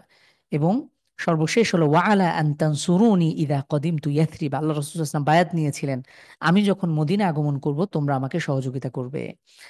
এই কয়েকটা বিষয়ের উপরে এই ৭৫ জন, তখনও ওর ইসলামের অন্যান্য বিষয় ছিল না, তখনও সালাত সিয়াম হজ জাকাতের বিধান ফরজ হয় নাই। তখন রাসূল সাল্লাল্লাহু আলাইহি ওয়াসাল্লাম, আচ্ছা এটা এরপরেই হয়েছে, ইসলাম মিরাজের ঘটনার পরেই হয়েছে, তখন সালাত ফরজ হয়েছে। তো গুটি কয়েক এই বিষয়ের উপরেই রাসূলুল্লাহ সাল্লাল্লাহু আলাইহি ওয়াসাল্লাম ৭৫ জনকে বায়াত দেন। এই ঘটনার পরপরই রাসূলুল্লাহ সাল্লাল্লাহু আলাইহি ওয়াসাল্লাম ঐতিহাসিক হিজরতের ঘটনা ঘটে। হিজরত কি? হিজরত হলো মাইগ্রেশন। একটু কে জানি প্রশ্ন করেছেন, বাইআত কি? বাইআত হলো প্রতিজ্ঞাবদ্ধ হওয়া, ওয়াদাবদ্ধ হওয়া। আমাদের এখন বর্তমানে বাংলাদেশে শপথ পাঠ করানো হয় না? নতুন গভর্নমেন্ট আসলে সেই শপথ পাঠ করানো। মুসলিম তারা এক নেতার অধীনে থাকবে এবং তারা সর্বাবস্থায় বায়াতের অধীনে থাকবে, তারা ওয়াদাবদ্ধ থাকবে। এবং এই বায়াতের ফলাফল কিন্তু সুদূর প্রসারী ছিল। এর মাধ্যমেই মদিনার ঘরে ঘরে ইসলাম পৌঁছে যায় এবং আল্লাহ রাসূল সাল্লাল্লাহু আলাইহি ওয়াসাল্লামের এই হিজরতের প্রেক্ষাপটটা তৈরি হয়। এখন হিজরত কি? হিজরত মানে হলো মাইগ্রেশন। এক স্থান থেকে আরেক স্থানে আল্লাহর জন্য, দ্বীনের জন্য, নিজের দ্বীন হেফাজতের জন্য হিজরত করা। নিজের জান মাল, নিজের নিজের জন্মভূমি সবকিছু ত্যাগ করাই হলো হিজরত। তো রাসূলুল্লাহ সাল্লাল্লাহু আলাইহি ওয়াসাল্লামকে কোনোভাবেই যখন বাগে আনা যাচ্ছিল না, কাফেররা একে একে ঠাট্টা বিদ্রূপ, রাসূলুল্লাহ সাল্লাল্লাহু আলাইহি ওয়াসাল্লামকে সালাতে বাধা দেয়া, তার সাথে নানাবিধ অন্যায় আচরণ, মানসিক শারীরিক কষ্ট দেয়া, কোনোভাবেই যখন দমন করা যাচ্ছিল না, তখন একটা পর্যায়ে রাসূলুল্লাহ সাল্লাল্লাহু আলাইহি ওয়াসাল্লামকে হত্যার সিদ্ধান্ত নেয়। ১৪ জন বড় বড় কুফফার নেতা, লিডাররা তারা একতাবদ্ধ হয়ে তারা রাসূল সাল্লাল্লাহু আলাইহি ওয়াসাল্লামকে হত্যার সব রকম ষড়যন্ত্র বাস্তবায়ন করেন এবং তারা প্রস্তুতি নিতে থাকেন। রাসূলুল্লাহ সাল্লাল্লাহু আলাইহি ওয়াসাল্লামের উপর তখন আদেশ আসে হিজরতের। হিজরত মানে হলো রাসূল সাল্লাল্লাহু আলাইহি ওয়াসাল্লাম মক্কায় ত্যাগ করবেন, তিনি মদিনায় যাবেন। এই হিজরতের কিছু কারণ আছে। প্রত্যেক যুগে যুগে আমরা লক্ষ্য করি যে নবী রাসূলগণ নিজ ভূখণ্ডে তারা মূল্যায়িত হন না। তাদের নিজ গোত্রের মানুষ, তাদের নিজ এলাকার মানুষ তাদেরকে অবমূল্যায়ন করে নবী রাসূলদেরকে, এবং পরবর্তীতে তারা বাধ্য হয়ে ভিন্ন স্থানে গিয়ে তারা দ্বীনের দাওয়াতি কাজ চালিয়েছে। এটা পূর্ববর্তী সকল নবী রাসূলদের ক্ষেত্রেই হয়েছে। সত্য এবং অসত্যের লড়াই, প্রিয় দিনী ভাই বোন, যুগে যুগে কিয়ামত পর্যন্ত হক এবং বাতিলের লড়াই, প্রত্যেকটা ক্ষেত্রে দ্বীনি বিষয় এবং দুনিয়াবী বিষয়, সব ক্ষেত্রে এই লড়াই চলমান থাকবে। অভিজাত শ্রেণীর ক্ষমতা হারানোর ভয়, আমরা দেখেছি যে মক্কায় যারা অভিজাত শ্রেণী ছিল, ধর্মগুরু অথবা মক্কার যারা নেতৃস্থানীয় ব্যক্তি, তারা তাদের ক্ষমতা হারানোর ভয়ে ইসলাম গ্রহণ থেকে পিছিয়ে ছিল। কারণ ইসলাম জাতি বর্ণ ধর্ম নির্বিশেষে সবাইকে একই দৃষ্টিতে দেখে, সবার অধিকার এক। ইসলামে আমরা দেখি যে ইসলামের সৌন্দর্য কত সৌন্দর্য, যে একই কাতারে বসে তারা সালাত আদায় করছে। একজন ধনী শ্রেণী, রাজা প্রজা সকলে একত্রে মিলে, ধনী গরিব সব শ্রেণী পেশার মানুষ। এটা ইসলামের শিক্ষা, সাম্যের শিক্ষা, বৈষম্যহীন সমাজ গঠনের শিক্ষা, এটা ইসলামের শিক্ষা। কিন্তু সমাজের যারা অভিজাত শ্রেণী আছে তারা এটাকে ভয় পেতে শুরু করলো। কাফেরদের যে কষ্ট নির্যাতন আমরা গত দার্সে দেখেছি, কি অবর্ণনীয় কষ্ট এবং জুলুম নির্যাতন তারা আল্লাহ রাসূল এবং সাহাবীদের উপরে করেছেন রাদিয়াল্লাহু আনহুম আজমাইন। অন্যদিকে মদিনার অনুকূল পরিবেশ ছিল। মদিনার মানুষদের মন মেজাজ খুব নরম টাইপের। আপনারা যদি এখনো আসেন দেখবেন মক্কার তুলনায় মদিনার মানুষদের আচার আচরণ কথাবার্তা অনেক চমৎকার, তারা মেহমানদারিতে শ্রেষ্ঠ। এবং রাসূলুল্লাহ সাল্লাল্লাহু আলাইহি ওয়াসাল্লাম মায়ের দিকের আত্মীয়তার সম্পর্ক ছিল এই মদিনাবাসীর সাথে। এবং আকাবায় টোটাল যে ৩টি বায়াত সংঘটিত হয়, এই বায়াতের মাধ্যমে ইসলামের ব্যাপকভাবে এই মদিনা ইসলামের প্রচার প্রসার ঘটে। এবং এই মদিনাবাসীর মধ্যে উল্লেখযোগ্য দুটো গোত্র ছিল, আউস এবং খাজরাজ। তাদের মধ্যে কেন্দ্রীয় কোনো শাসন ছিল না। তারা অপেক্ষা করছিল এরকম একজন নেতা যদি এসে তাদের হাল ধরে, তাহলে তাদের মধ্যে সাম্য প্রতিষ্ঠা হবে এবং তাদের মধ্যে শান্তি প্রতিষ্ঠা হবে। তারা অপেক্ষা করছিল। এবং সর্বশেষ যখন মক্কার কুফফাররা রাসূল সাল্লাল্লাহু আলাইহি ওয়াসাল্লামকে হত্যা ষড়যন্ত্র করলেন, রাসূলুল্লাহ সাল্লাল্লাহু আলাইহি ওয়াসাল্লাম একান্ত নিরুপায় হয়ে তিনি হিজরতের সিদ্ধান্ত নেন। এবং আল্লাহ সুবহানাহু ওয়া তাআলা সর্বোপরি নির্দেশ প্রদান করেন, এই আদেশ পালনার্থে রাসূল সাল্লাল্লাহু আলাইহি ওয়াসাল্লাম হিজরতের সিদ্ধান্ত নেন। রাসূলুল্লাহ সাল্লাল্লাহু আলাইহি ওয়াসাল্লাম এই দ্বীনের জন্য, কেবল ইসলামের জন্য নিজের মাতৃভূমি ত্যাগ করেছিলেন। আল্লাহ রাসূল সাল্লাল্লাহু আলাইহি ওয়াসাল্লাম যখন হিজরত করছিলেন, তার কষ্ট লাগছিল, তার আপন মাতৃভূমি তিনি তিনি তিনি অনির্দিষ্টকালের জন্য তিনি তিনি আসলে জানেন না অনিশ্চিত আবার ফিরতে পারবেন কিনা এই ভূখণ্ডে। মক্কা থেকে মদিনা প্রায় ৪৫০ কিলোমিটারের দূরত্ব। রাসূলুল্লাহ সাল্লাল্লাহু আলাইহি ওয়াসাল্লাম হিজরতের প্রাক্কালে তিনি দাঁড়িয়ে পাহাড়ের টিলায় দাঁড়িয়ে বলছিলেন, আল্লাহ ইন্নাকি লা খায়রু আরদিল্লাহ ওয়া আহাব্বু আরদিল্লাহ, যে হে মক্কা, হে ভূখণ্ড, হে আমার মাতৃভূমি, নিশ্চয়ই তুমি আল্লাহ তাআলার কাছে একটি উত্তম ভূখণ্ড, এবং তুমি আল্লাহ তাআলার কাছে প্রিয় একখণ্ড ভূখণ্ড, প্রিয় ভূমি আল্লাহ তাআলার কাছে, যেহেতু সেখানে পবিত্র কাবাতুশ শরীফা রয়েছে, আল্লাহর ঘর বাইতুল্লাহ রয়েছে, কাবাতুশ শরীফা। ওয়ালাউলা আন্নী উখরিজতু মিনকি মা খরাজতু, রাসূলুল্লাহ সাল্লাল্লাহু আলাইহি ওয়াসাল্লাম বেদনা ভরা কণ্ঠে বলছিলেন যে আল্লাহর কসম, যদি আম, এই তোমার বুক থেকে যদি তোমার কাছ থেকে আমাকে বের না করে দিত আমার আমার লোকেরা, আমার গোত্রের মানুষরা, তাহলে আমি তোমাকে ছেড়ে যেতাম না হে মক্কা। এটি রাসূলুল্লাহ সাল্লাল্লাহু আলাইহি ওয়াসাল্লাম, এটি দেখুন, এটি স্বাভাবিক মানুষের আবেগ, এটি কাজ করে। এই ভূখণ্ডকে লক্ষ্য করে রাসূলুল্লাহ সাল্লাল্লাহু আলাইহি ওয়াসাল্লাম বলছেন, আসলে এটার তো কোনো জীবনও নাই বলতে গেলে, কিন্তু রাসূলুল্লাহ সাল্লাল্লাহু আলাইহি ওয়াসাল্লাম এই ভূখণ্ড ছেড়ে যেতে কষ্ট হচ্ছে, তিনি কষ্ট পাচ্ছেন নিজ আপন মাতৃভূমি ছেড়ে যাওয়াটা। এবং শুধু তিনি না, তার সাথে এক গুচ্ছ সাহাবী, একদল সাহাবী, তারা তাদের সবকিছু আল্লাহর দ্বীনের জন্য ত্যাগ করলেন। তারা তাদের প্রভাব প্রতিপত্তি, তাদের ব্যবসা বাণিজ্য, তাদের টাকা পয়সা, তাদের বাড়ি গাড়ি, সেই তুলনায় যদি আমরা চিন্তা করি সেই সময়কার তাদের সবকিছু, স্বামী তার স্ত্রীকে ছেড়েছে, পিতা তার সন্তানকে ছেড়েছে, শুধু ইমানের প্রশ্নে। ইমানের ক্ষেত্রে নো কম্প্রোমাইজ মানসিকতা রাখা, আপনার দ্বীনের জন্য, আপনার ইসলামের জন্য যদি আপনার জীবন দিতে হয়, যদি আপনার পৃথিবীর সবাইকে ত্যাগ করতে হয়, আপনাকে তাই করতে হবে। তারপরে ইমানের পথে অটল অবিচল থাকতে হবে, ইমানের সাথে নো কম্প্রোমাইজ, ইমানের সাথে কোনো ভাবেই আপোষ চলবে না। প্রিয় দিনী ভাই এবং বোন, আজকে দেখা যায় আমরা সাধারণ ছোট্টখাট্ট দুনিয়ার কারণে, দুনিয়াবি কোনো কারণে আমরা ইমানকে আমরা হয়তো বিসর্জন দিয়ে দিচ্ছি। এরকম অসংখ্য উদাহরণ রয়েছে। আপনারা হয়তো অনেকেই জানেন যে আমাদের দেশে পার্বত্য অঞ্চলগুলোতে, উত্তরবঙ্গের বিভিন্ন গ্রাম এলাকাগুলোতে খ্রিস্টান মিশনারিরা তারা কি ব্যাপক পরিমাণ তাদের দাওয়াতি কাজ, মিশনারি কার্যক্রম চালিয়ে যাচ্ছে। সেখানে মাত্র 500 টাকার জন্য, মাত্র 500 টাকার জন্য অনেকে খ্রিস্টান হয়ে গেছে, কাদিয়ানি হয়ে গেছে, এরকম নজিরও আছে। এই খ্রিস্টানরা তারা শিক্ষার নামে, সেবার নামে, নানান রকম সুবিধার নামে মুসলিমদেরকে, এই সরল মনা মুসলিমদেরকে, তাদেরকে ইমান হারা করার জন্য তারা ষড়যন্ত্র চালিয়ে যাচ্ছে। অথচ সাহাবীরা দ্বীনের জন্য, ইসলামের জন্য কত ত্যাগ, কষ্ট, তিতিক্ষা তারা সহ্য করেছে, এটি আসলে ইতিহাসে বিরল। এ কারণেই আল্লাহ সুবহানাহু ওয়া তাআলা তাদের প্রতি সন্তুষ্ট হয়েছেন।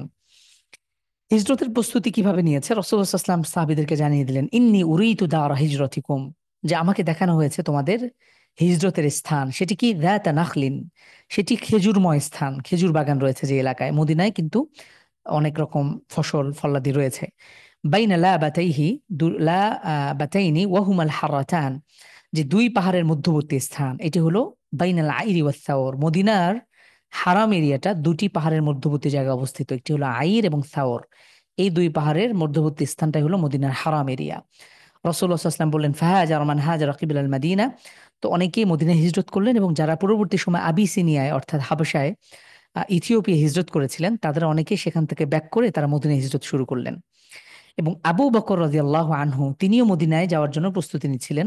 রাসূলুল্লাহ সাল্লাল্লাহু আলাইহি ওয়াসাল্লাম তখন তাকে বললেন যে তুমি একটু অপেক্ষা করো, আল্লাহ তাআলা হয়তো আমাকে হিজরতের নির্দেশ দেবেন। তখন আবু বকর রাদিয়াল্লাহু আনহু বললেন, ইয়া রাসূলুল্লাহ, আপনাকে হিজরতের নির্দেশ দিবেন? তখন রাসূলুল্লাহ সাল্লাল্লাহু আলাইহি ওয়াসাল্লাম বললেন, হ্যাঁ। তখন আবু বকর রাদিয়াল্লাহু আনহু রাসূলুল্লাহ সাল্লাল্লাহু আলাইহি ওয়াসাল্লামের সাথে হিজরত করবার আশায় তিনি অপেক্ষা করছিলেন। এবং রাসূলুল্লাহ সাল্লাল্লাহু আলাইহি ওয়াসাল্লাম, আবু বকর রাদিয়াল্লাহু আনহুর দুটি উট ছিল, ছোট ছোট দুটি উট। এই উটটিকে 4 মাস ধরে তিনি এটাকে প্রস্তুত করছিলেন হিজরতের জন্য। দেখুন, এই হিজরতের ক্ষেত্রে, হিজরত যে করছিল এটার ক্ষেত্রেও কিন্তু আহ আহ ওই তাদের যে প্রস্তুতি, তারা কিন্তু যথাযথ প্রস্তুতি নিয়েছিলেন। এবং এইখানে রাসূলুল্লাহ সাল্লাল্লাহু আলাইহি ওয়াসাল্লাম, আহ তিনি আসলে যে একজন বিচক্ষণ, তিনি একজন নাবী রাসূল, এবং তিনি যে আসলে একজন বিচক্ষণ নেতা, এটি প্রমাণ হয় যখন কাফেররা কোনোভাবেই তাকে হত্যা করতে পারছিল না। এটার ঘটনা অনেক লম্বা।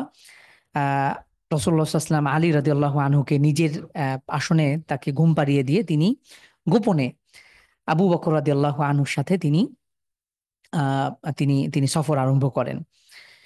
তো এখানে যখন তিনি সফর আরম্ভ করেন, তখন তিনি আবু বকর রাদিয়াল্লাহু আনহুকে নিয়ে কিছুটা দূরে, মক্কার একটু দূরে গারে সাওর একটা পাহাড় রয়েছে, এখানে ঠিক এর উপর একটা পাহাড়, আমরা এই ছবিটা আমার নিজের তোলা। তো এই পাহাড়ের ঠিক উপরে কোনো একটা জায়গায় রাসূলুল্লাহ সাল্লাল্লাহু আলাইহি ওয়াসাল্লাম আশ্রয় নিলেন। এটি মক্কা থেকে একটু দূরে, বেশ বড় একটা পাহাড়, আপনারা যারা মক্কা মদিনা এসেছেন। তো সেখানে গিয়ে যাবার পরে রাসূলুল্লাহ সাল্লাল্লাহু আলাইহি ওয়াসাল্লাম 3 দিন অবস্থান করেছিলেন। কারণ হলো এই কাফেররা যখন আল্লাহ রাসূল সাল্লাল্লাহু আলাইহি ওয়াসাল্লামকে পেলেন না, তখন হন্যে হয়ে খুঁজতেছিলেন যে আল্লাহ রাসূল কোথায়, তাকে হত্যা করতে হবে। এবং এর জন্য 100 উটের ঘোষণা দেয়া হয়, ওপেন। বর্তমান সময়ে দেখবেন আমেরিকা বিভিন্ন সময় মুসলিম নেতাদেরকে মারার জন্য বিভিন্ন সময় কিন্তু ওই ওপেনলি তারা পুরস্কার ঘোষণা করে, আপনারা এরকম অনেকেই দেখেছেন। এর আগেও অনেক সময় বারাক ওসামা বিন লাদেনকে, তারপরে বড় বড় অনেককেই এই আমেরিকা তাদের মাথার খুলির দাম এভাবে ঘোষণা করতো যে $1 মিলিয়ন, $20 মিলিয়ন, এরকম নানানভাবে ঘোষণা করে। ঠিক কাফেররাও একইভাবে আল্লাহ রাসূল সাল্লাল্লাহু আলাইহি ওয়াসাল্লাম এবং আবু বকর রাদিয়াল্লাহু আনহুর কে জীবিত অথবা মৃত ধরিয়ে দিতে পারলে 100 উটের ঘোষণা দিয়েছিল, এবং এই কারণে সকলেই আল্লাহ রাসূল সাল্লাল্লাহু আলাইহি ওয়াসাল্লাম আবু বকর রাদিয়াল্লাহু আনহুকে খোঁজার চেষ্টা করছিলেন। রাসূলুল্লাহ সাল্লাল্লাহু আলাইহি ওয়াসাল্লাম বিচক্ষণতার সাথে তিনি এই পাহাড়ে গিয়ে আশ্রয় নিয়েছিলেন 3 দিন। এবং এখানে প্রতিমধ্যে বেশ কিছু ঘটনা ঘটে যে আবু বকর রাদিয়াল্লাহু আনহুর ছেলে আব্দুল্লাহ, তিনি আল্লাহ রাসূল সাল্লাল্লাহু আলাইহি ওয়াসাল্লাম তাদের কাছে খাবার পৌঁছে দিতেন।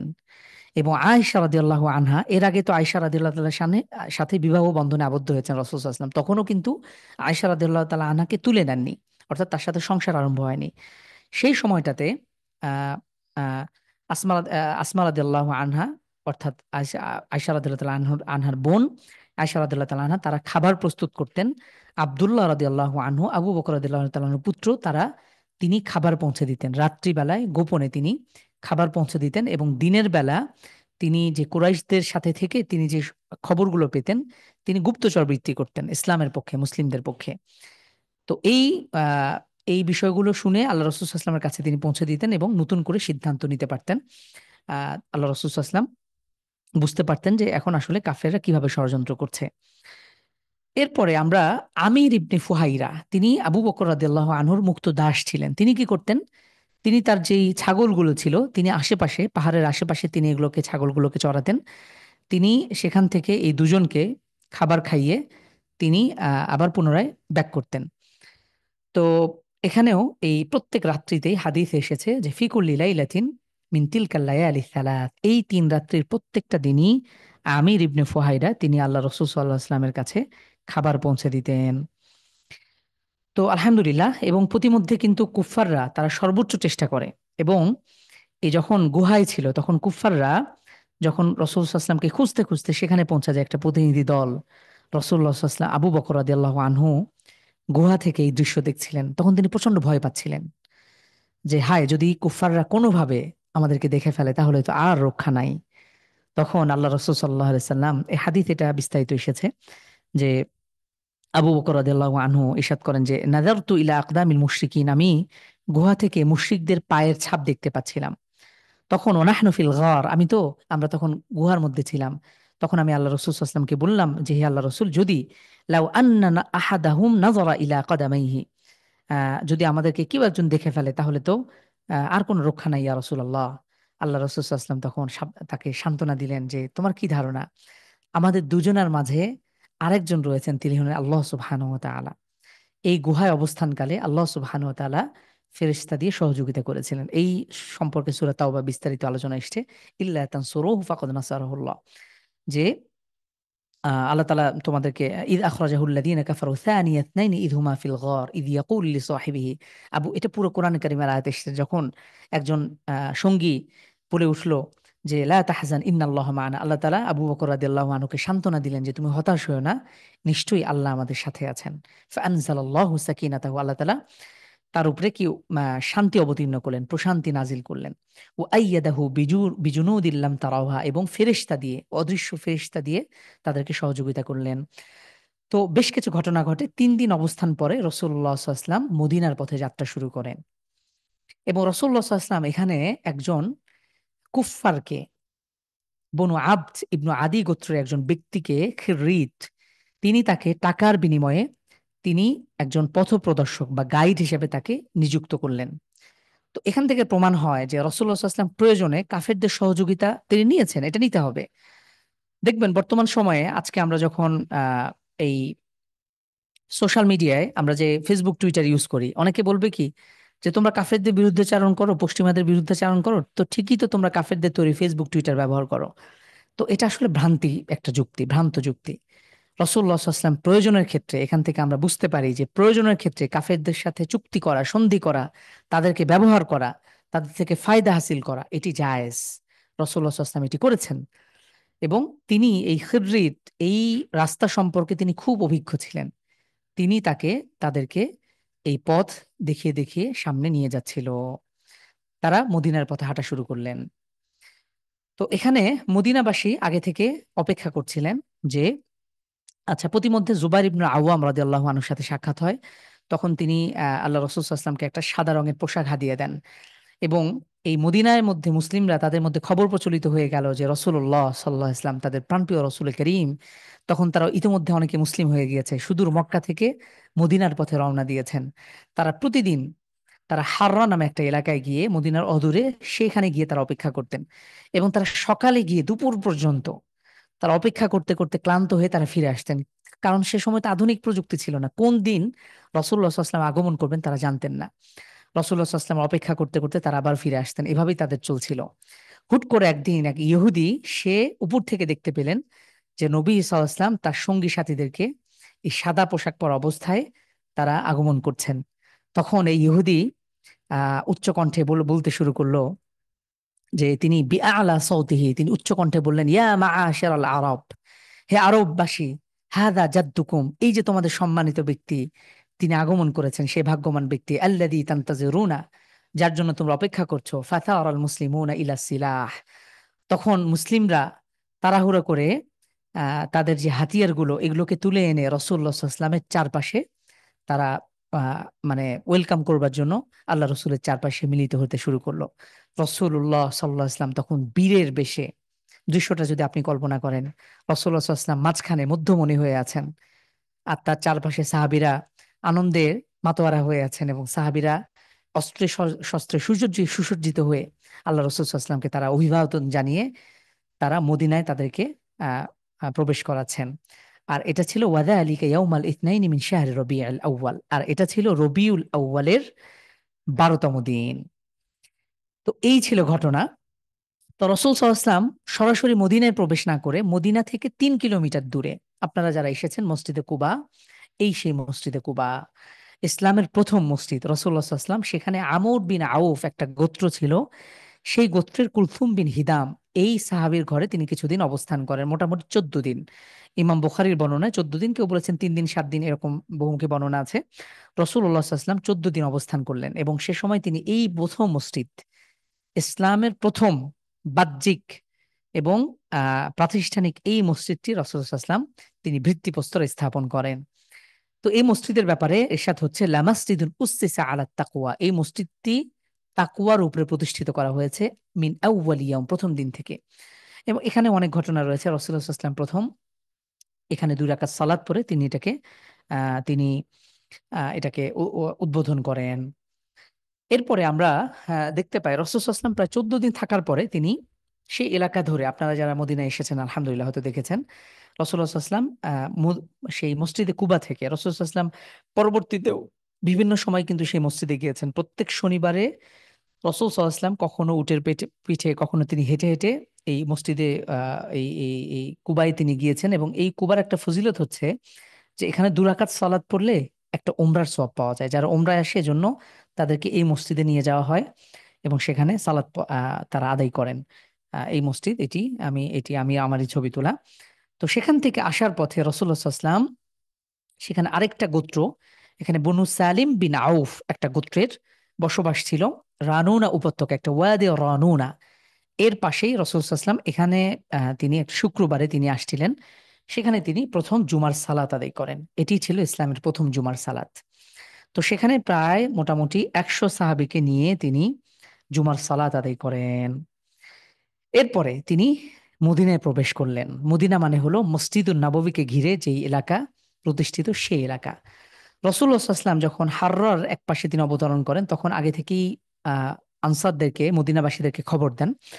তো তারা রাসূল সাল্লাল্লাহু আলাইহি ওয়াসাল্লামকে অভিবাদন জানানোর জন্য, আমরা একটু আগে দেখছিলাম রাসূল সাল্লাল্লাহু আলাইহি ওয়াসাল্লামকে ওয়েলকাম করবার জন্য তারা অস্ত্রে শস্ত্রে সজ্জিত হয়ে আল্লাহ রাসূল সাল্লাল্লাহু আলাইহি ওয়াসাল্লামের চারপাশে তারা ঘিরে, আমরা যেমন বর্তমান সময়ে কোনো ভিআইপি কে অথবা ভিভিআইপি কে, রাষ্ট্রপ্রধানকে বিভিন্ন প্রোটোকল দিয়ে আমরা নিয়ে যেতে দেখি, ঠিক একই রকম আল্লাহ রাসূল সাল্লাল্লাহু আলাইহি ওয়াসাল্লামকে, তাদের প্রিয় নেতাকে, প্রাণপ্রিয় হাবিব রাসূলুল্লাহ সাল্লাল্লাহু আলাইহি ওয়াসাল্লামকে তারা মদিনায় ঢোকাচ্ছিলেন, প্রবেশ করাচ্ছিলেন।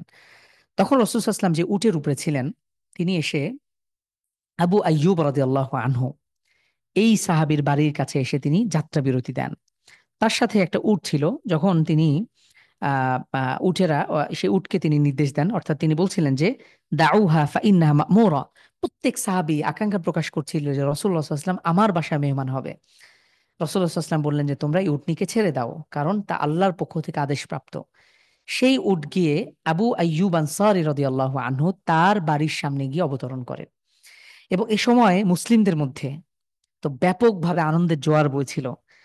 কেউ উচ্চস্বরে বলতে লাগছিল, হাদা রাসূলুল্লাহ কদ জাআ, আরে আমাদের রাসূল, আমাদের প্রাণপ্রিয় হাবিব, তিনি আমাদের মাঝে আগমন করেছেন। সেদিন আরবের প্রত্যেক মানুষ, প্রত্যেক শ্রেণীর, প্রত্যেক বয়সের নারী পুরুষ বৃদ্ধ শিশু থেকে শুরু করে সকলে আনন্দ প্রকাশ করছিল। ইয়া মুহাম্মদ ইয়া রাসূলুল্লাহ, ইয়া মুহাম্মদ ইয়া রাসূলুল্লাহ। সকলে এসে এই ধরনের কথা বলতে লাগছিল। এটি সহিহ বুখারী মুসলিমের একাধিক বর্ণনা এসেছে। এবং বারা ইবনে আযিব রাদিয়াল্লাহু আনহু একজন সাহাবী, তিনি বর্ণনা করছেন, মা রাআইতু আহলাল মাদিনা, আমি মদিনাবাসীকে কখনো, যেদিন আল্লাহ রাসূল সাল্লাল্লাহু আলাইহি ওয়াসাল্লাম আগমন করেছিলেন এই দিনের থেকে মদিনাবাসীকে আর বেশি খুশি কখনো দেখিনি। সুবহানাল্লাহ বিহামদি। তো এভাবেই রাসূলুল্লাহ সাল্লাল্লাহু আলাইহি ওয়াসাল্লামকে, তাদের প্রিয় নেতাকে, সেই বিশ্বনবীকে মদিনাবাসী পরম আপন ভেবে তারা তাকে অভিবাদন জানিয়ে তারা বরণ করে নিয়েছিল।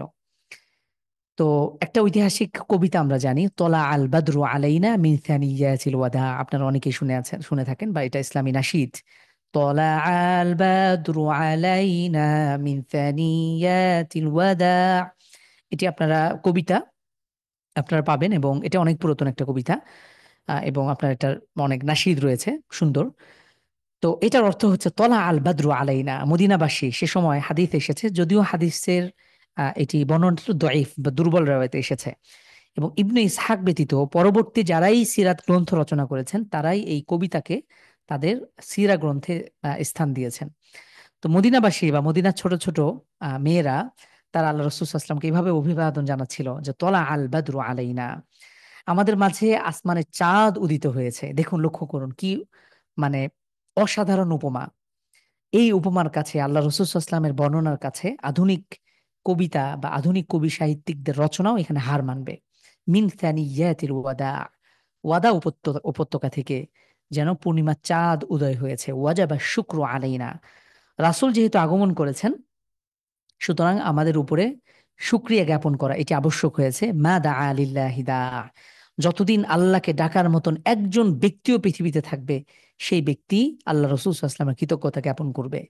আইয়ুহাল মাবউথু ফিনা, রাসূল সাল্লাল্লাহু আলাইহি ওয়াসাল্লামকে কিন্তু মানে করে উদ্দেশ্য করে বলছিলেন যে, হে হে ওহীপ্রাপ্ত, হে পথপ্রদর্শক, আজকে আমাদের মধ্যে জিতা বিল আমরিল মুতা, তিনি কিছু রবের আদেশ নিয়ে আমাদের সামনে হাজির হয়েছেন, আমাদের কাছে এসেছেন। জিতা শাররাফতাল মাদিনা, আপনি আসার কারণে হে রাসূল পুরো মদিনা শহর সম্মানিত হয়েছে। মারহাবান ইয়া খায়রাদা, হে আহ্বানকারী, হে উত্তম আহ্বানকারী, আপনাকে স্বাগতম, আপনাকে অভিবাদন। এই কথা বলে বলে আল্লাহ রসুল সাল্লাহ ইসলামকে মদিনার প্রত্যেক বয়সের নারী পুরুষ, বিশেষ করে শিশুরা আল্লাহ রসুল সাল্লামকে এভাবেই বরণ করে নিয়েছিলেন। এই দৃশ্যটা যদি আমরা কল্পনা করি, আসলে আমাদের মধ্যে আনন্দ কাজ করে। এই জায়গাটা, আপনি যদি মসজিদে নববীতে আসেন, আপনি যদি মসজিদে কুবাতে যান, এই পথ ধরে আল্লাহ রসুল সাল্লাম হেঁটেছেন, আপনার মধ্যে আনন্দ কাজ করবে।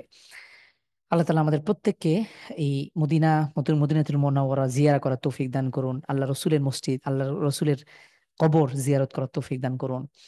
আল্লাহ রসুল সাল্লাল্লাহু আলাইহি ওয়াসাল্লাম মদিনায় আসার পরে বেশ কিছু ঐতিহাসিক তিনি উদ্যোগ নেন। তার আগে আমরা যদি একটু মদিনার বসবাসকারী যে শ্রেণীগুলো রয়েছে, যদি এটা এক নজরে দেখার চেষ্টা করি, প্রথমেই কিছু মুসলিম, যেহেতু বিগত 3 বছরের দাওয়াতে সেখানে বেশ কিছু মুসলিম তৈরি হয়েছে, এবং আল্লাহ রসুল সাল্লাল্লাহু আলাইহি ওয়াসাল্লামের সাথে প্রায় 100 জন সাহাবীও হিজরত করেছেন।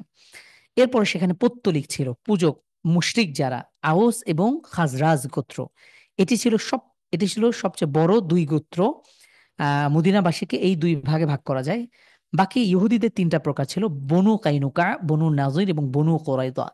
এই সেই ইহুদি জাতি, আজকে সেই ইসরায়েল, এই নাপাক ইহুদি বাহিনী, তারা আল্লাহ রসুলের যুগ থেকে নিয়ে, আমরা ইনশাল্লাহ সামনের দার্সগুলোতে দেখবো, আল্লাহ রসুল সাল্লাল্লাহু আলাইহি ওয়াসাল্লাম তাদেরকে পুরো মদিনা ভূখণ্ড থেকে তাড়িয়ে দিয়েছে, দূর দূর করে তাড়িয়ে দিয়েছিল।